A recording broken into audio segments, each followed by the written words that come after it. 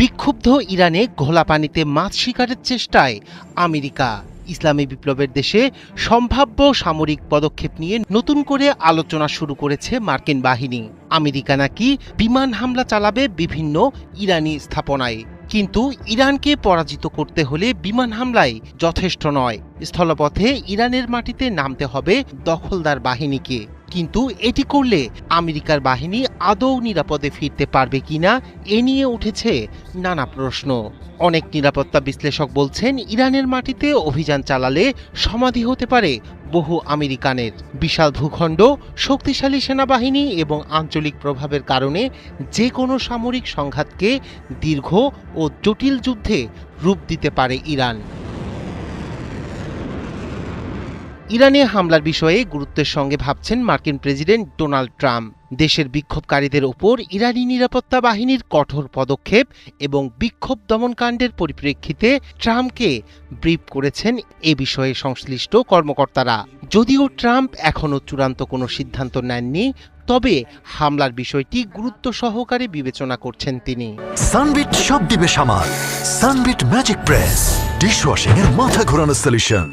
New York Times বলছে, Trump যদি নির্দেশ দেন তাহলে ইরানের সেনাবাহিনীকে লক্ষ্য করে ব্যাপক আকারে বিমান হামলা পরিচালনা করা হতে পারে।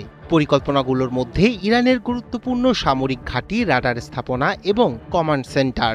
বিশেষজ্ঞরা বলছেন, এই ধরনের আকাশ হামলায় ইরানের কিছু সামরিক অবকাঠামো ক্ষতিগ্রস্ত হলেও আকাশপথে হামলা চালিয়ে ইরানকে দখল করা বাস্তবসম্মত নয়। ইরানের ভৌগোলিক আয়তন এতটাই বড় এবং বৈচিত্র্যময় যে বিমান হামলার মাধ্যমে পুরো দেশকে নিয়ন্ত্রণে আনা কার্যত অসম্ভব।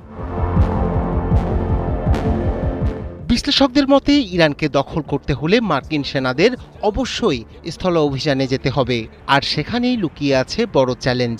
ইরানের রয়েছে একটি বিশাল ও সুসংগঠিত সামরিক বাহিনী, যারা নিজস্ব ভূখণ্ডে যুদ্ধ করতে অভ্যস্ত।